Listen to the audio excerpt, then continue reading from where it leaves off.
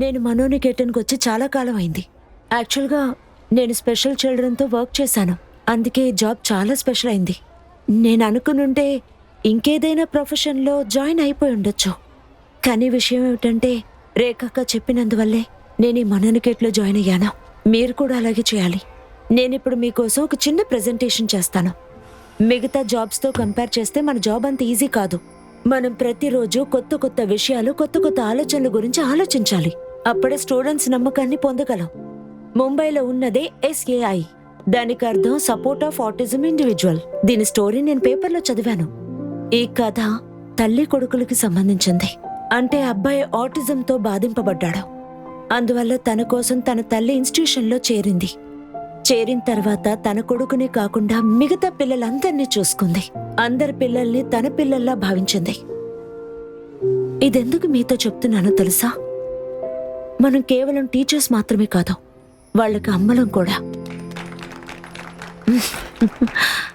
Madam, మన పాప అను మెట్ల మీద పడిపోయింది.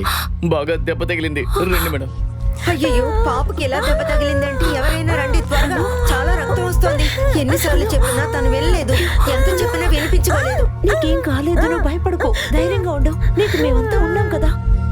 ఇక్కడ కారు ఉందా? కార్ అంటే ఆటో, టాక్సీ. వెళ్ళు, వెంటనే వెళ్ళి తీసుకొస్తాను. పద, మనం హాస్పిటల్కి వెళ్దాం. డాక్టర్ చూసాక అంతా నయమైపోతుంది. పద, మెల్లగా పెట్టు. అంతే. Breathing proper. బ్రీతింగ్ లేకపోతే ఏమీ చేయలేం guys. Come on, you need to breathe also. Come on, నేర్చుకోవాలి. Come on. Good, lovely, super. నువ్వు నిజంగా ధైర్యమైన అమ్మాయివే. త్వరగా నయమైపోతుందిలే, భయపడకమ్మా, సరేనా? Very good. అయిపోయింది. Very good. డాక్టర్ గారు, సీరియస్ గా ఉందా? ట్రీట్మెంట్స్ వేయాలా? అదంతా అవసరం లేదండి, ఇది ఒక చిన్న దెబ్బే. తను చాలా లక్కీ కాబట్టి తలకి దెబ్బ తగలేదు. తనని హాయిగా ఇంటికి తీసుకెళ్ళండి, ఏ సమస్య లేదు. థ్యాంక్ యూ డాక్టర్ గారు. జాగ్రత్త, జాగ్రత్త, జాగ్రత్త. తను వస్తూ ఉన్నారు, నేను మాట్లాడాను, వస్తున్నానని చెప్పారు. ఏమైంది అను? ఏమైంది తల్లి? దెబ్బలు తగలేదుగా? నీకు ఎన్నిసార్లు చెప్పుంటాను జాగ్రత్తగా ఉండాలని. అబ్బా, ఎందుకు తను తిడతారు? తనకేం కాలేదు, తను బానే ఉంది, అన్నీ సర్దుకుంటాయి. అనుకి రాను రాను మొండితనం ఎక్కువైంది. ఈ మధ్య మెట్లెక్కడం దిగడం ఇలాంటి పనులే చేస్తుంది. నా మాట అస్సలు వినిపించుకోవడం లేదు. ఈ వయసులో వీళ్ళు ఇలాగే ఉండాలత్తయ్య.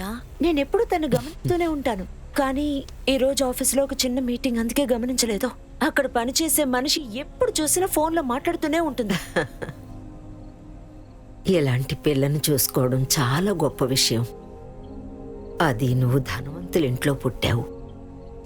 మీ నాన్నగారు గొప్ప ధనవంతులై ఉండి కూడా నువ్విలా ఎలా అమ్మా? ఇలాంటి పరిస్థితుల్ని ఎలా అర్థం చేసుకోగలుగుతున్నావు? అర్థం చేసుకోవడానికి ఏముంది? నేను పుట్టినప్పటి నుంచి మా నాన్ననే చూసి పెరిగాను. నాకంతా మా నాన్నే, ఆయనే నా గార్డియన్ కూడా. మీకో విషయం తెలుసా? అమ్మ ఒళ్ళో వేసుకున్నప్పుడు నేను చాలా గట్టిగా ఏడుస్తానట. అందుకే అమ్మ నన్ను త్వరగా వదిలేసి వెళ్ళిపోయినట్టుంది. ఆ తర్వాత మనోనికేతన్లో అమ్మనైపోయాను. ఆ తర్వాత మీరంతా నన్ను ప్రేమగా చూసుకున్నారు, నాకు కుటుంబం దక్కింది. ఇదిగో అను, తినమ్మా. బృందా, బృందా. బాగుంది. చూసావమ్మా, అన్నయ్య అన్నయ్య అనేది ఇప్పుడు బృంద బృంద అంటుంది. తెలివైందే. ఏంట్రా, నీకు జలసీగా ఉందా? బృందా, వీడికి కాస్త తినిపించు. అమ్మా, ఎందుకురా సిగ్గుపడుతున్నావు? నేనింకా కొద్ది రోజులే ఉంటాను. ఆ తర్వాత మిమ్మల్ని అందరినీ వదిలి వెళ్ళిపోతాను. ఆ తర్వాత బృందాయే మిమ్మల్ని చూసుకుంటుంది.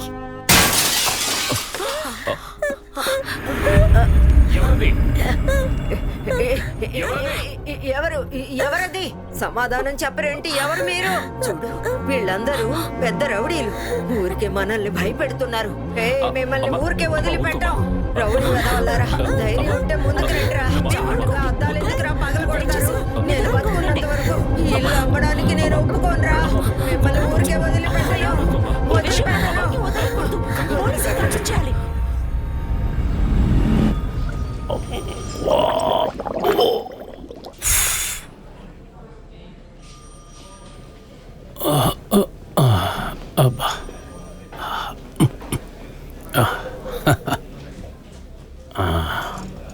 అప్పుడు మీ ఇంటి అద్దాలు ఎవరో పగలగొట్టారంటారు. సరే, ఈ కేసుని ఏ యాంగిల్లో చూడాలంటారు? కిటికీలు పగలగొట్టినట్లు రాసుకోవాలా? అలా రాసుకున్నానంటే ఈ కేసు చూశారంటే 509లో వస్తుంది. వాళ్ళు అటాక్ చేశారని రాసుకుంటే 324లో వస్తుంది. లేదు అటెంప్ట్ టు మర్డర్ అంటే 307లో వస్తుంది. తర్వాత మర్డర్ అంటే మీకే తెలుసు, అదేంటంటే 302 అని. ఇప్పుడు మీరే చెప్పండి, మీకు ఏ కేసు వేస్తే షూట్ అవుతుందని. మీకు రూల్స్ తెలీదా? ఎందుకని నైస్గా తప్పుకోవాలని చూస్తున్నారు? ఎఫ్ఐఆర్ ఫైల్ చేయండి, వెంటనే ఇన్వెస్టిగేషన్ మొదలు పెట్టండి. అరే, మీరు ఖచ్చితంగా లాయర్ అయి ఉండాలి, లేకపోతే ఎక్స్ లాయర్ అయి ఉండాలి. నాకు ఒక విషయం చెప్పండి, లాయర్ అయితే మీ మాటలు మేము ఎప్పుడూ వింటూనే ఉండాలా ఏంటి? అది కాక జర్నలిస్టులు ఇప్పుడంతా జనాలు మమ్మల్ని పరిగెత్తిస్తున్నారు. సార్, ఇది చాలా సీరియస్ అయిన ఇష్యూ. మీరు చెప్పేది వింటుంటే ఏదో పిల్లలు క్రికెట్ ఆడి అద్దం వెరగొట్టినట్టుగా చెప్తున్నారు. మేము జరిగిందంతా మీకు వివరంగా చెప్పాం, ఎవరు సస్పెక్ట్ కూడా చెప్పాం. కానీ మీకు అదంతా జోక్ గా ఉందా? మరేం చేయాలి? రాయమంటారా? అదేంటంటే కౌన్సిలర్ ఆకాష్ పాలు, ఎమ్మెల్యే అరుణబరాయి ఇద్దరూ కలిసి ఒక పెద్ద రాయిని తీసుకొచ్చి క్యాన్సర్ పేషెంట్ అయిన వీళ్ళ అమ్మ మీద విసిరారని రాసుకోమంటావా? తర్వాత ఆ రాయికి స్పాన్సర్ ఎవరంటే ఈయన చిన్నాన అమెరికా గోషప్పని రాసుకోమంటావా? సార్, మీరు మీ బాధ్యత కంటే ఈ పేర్లకి ఎక్కువ విలువిస్తున్నట్టున్నారు. మీరెందుకు ఎఫ్ఐఆర్ ఫైల్ చేయడం లేదు? ఆ విరిగిపోయిన గాజు ముక్కలు ఎవరికైనా గుచ్చుకుని గాయమైతే? ఇలా చూడు బాబు, మీ ఇంటి అద్దాలనే వాళ్ళు రాయేసి పగలగొట్టారు. మీరేమనుకుంటున్నారు? నేను కొనుక్కున్న 2 బెడ్రూమ్ ఫ్లాట్ నమ్మేసి వేరే ఊరికి ట్రాన్స్ఫర్ అవ్వాలనా? సార్, ఒక పోలీస్ ఆఫీసర్ అయ్యండి ఎందుకు ఇంత భయపడుతున్నారు? అటువంటి గూండాస్కి లైసెన్స్ ఉందా? నాకు భయమా? భయం ఉంది, భయం ఉంది. నేను మిడిల్ క్లాస్ అయినందువల్ల భయపడుతున్నాను. అలాగే భయపడి అలవాటు పడిపోయాను. ఏం చేయమంటావు? నా ఇంటికి బయట నేను ధైర్యాన్ని చూపించాను అనుకో, అలాగే నా జీవితం అలాగే నాశనం అయిపోతుంది. ఇది ఆ లాయర్ గారికి బాగా అర్థమవుతుంది. నేను ఒకే ఒక విషయం చెప్తున్నా, మీరు చెప్పిన పేర్లు నేను రాయలేను. మీరు చెప్పిన కథనే అలాగే కావాలంటే రాసుకుంటాను. తర్వాత సాయంత్రం మీ ఇంటికి వచ్చి నేను టీ తాగుతాను, సరేనా? చక్కెర వేయొద్దు. నాకు ఒక విషయం చెప్పండి, మీరిద్దరూ నాకు ఎన్నో విషయాలు చెప్పేశారు. నేను మీ ఇద్దరికి ఒక అడ్వైస్ ఇస్తాను, అది మీరు విన్నారనుకోండి చాలా బాగుంటుంది. ఎందుకని మీ చిన్నాన్నతో మీరు గొడవలు పెట్టుకుంటున్నారు? ఆయన ఎంతో పెద్ద డబ్బు గల ఆయన కదా. అందుకని నోరు మూసుకొని మీరు ఎలాగోలాగా సర్దుకోండి. ఇది నేను మీకు ఎందుకు చెప్పానంటే మీ మంచి కోసమే నేను చెప్తున్నాను. కొంచెం నేను చెప్పేదాని గురించి ఆలోచించండి.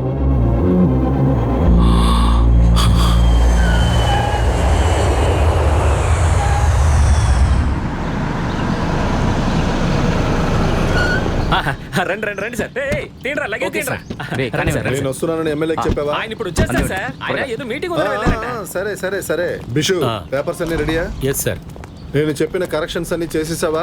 ఎస్ సార్, అవునా చేశాను. కానీ ఏదో ఒక సైన్ మారుతుంది సార్, అందువల్ల పెటిషన్ వేయడానికి కష్టంగా ఉంది. ఇటువంటి సొల్లు కబుర్లు వినడానికి నేను అక్కడి నుంచి రాలేదు. I want the deal to be done. You understand? Hand writing specialist ని ఇక్కడికి తీసుకురా. ఫేక్ సైన్ చేయొచ్చు, ఐ డోంట్ కేర్. నేను బోల్డ్ అంత డబ్బు ఇచ్చాను మీకు. ఆ డబ్బును ఖర్చు పెట్టి ఎలాగైనా పని పూర్తి చేయండి. తప్పకుండా రండి సార్. అర్ణవ్, నేను హోటల్కి వచ్చేసాను. చూడండి, మీకు ఒక విషయం చెప్పమంటారా? ఇలాంటి డ్యూటీ ఫ్రీ బాటిల్ ఎంతకు దొరుకుతుందంటారు? అది తెలుసుకుని ఏం చేస్తావు? నువ్వు పొలిటీషియన్ కదయ్యా, నీకు అన్ని ఫ్రీగానే దొరుకుతాయి. వర్షమైనా తుఫానైనా నువ్వు అడిగిన వెంటనే వచ్చేస్తాయి. చూడండి, నేను చెప్పింది మీరు సరిగ్గా అర్థం చేసుకోలేదు. ఇప్పుడు మాకు అన్ని చోట్ల చాలా ప్రెషర్ ఉంది. అర్నబ్, 10 బాటిళ్ళు విస్కీ తీసుకురా. అర్నబ్, 200 ప్యాకెట్ల బిర్యానీ కావాలి. ఇలా గుళ్ళో అన్నదానం దగ్గర నుంచి ప్రతి దానికి డొనేషన్ తినేస్తున్నారు. అందువల్లే అడిగాను. ఇలా చూడండి బిషు, Yes, sir. నేను చెప్పినట్టుగా ఆ డాక్యుమెంట్స్ ని రెడీ చేయండి. Okay sir. అవును, నువ్వేదో ప్లాన్ గురించి చెప్పావు, అది క్లియర్ గా చెప్తావా? ఇలా చూడు కుంజా, ఆ, అన్ని విషయాలు వివరంగా చెప్పు. ఆయన ఎంతవరకు చాలా ఇచ్చారు కాబట్టి ఆయన మాట కాదలేం. మీరు బాధపడద్దు. చుట్టుపక్కల వాళ్ళందరినీ విచారించి పోలీస్ రిపోర్ట్ రెడీ చేసింది. ఆ రిపోర్ట్ని మేము ఇప్పుడు ఆకాష్ ఆఫీస్ కూడా పంపించాం. ఏం రిపోర్టు? అంటే ఆ ఇల్లు చాలా అపాయకరమైనది, ఏ సమయమైనా విరిగిపోవచ్చు. అందుకనే ఆ ఇల్లుని ఖాళీ చేయండి. అలా చేయకపోతే కార్పొరేషన్ వాళ్ళు వచ్చి వాళ్ళు పని చేస్తారు. ఈ ఇల్లు పాత పడిపోయింది, ఎప్పటికైనా కూలిపోవచ్చని మున్సిపాలిటీ వాళ్ళు డిక్లేర్ చేశారు. అంచేత ఎవరు ఇటు రావద్దు.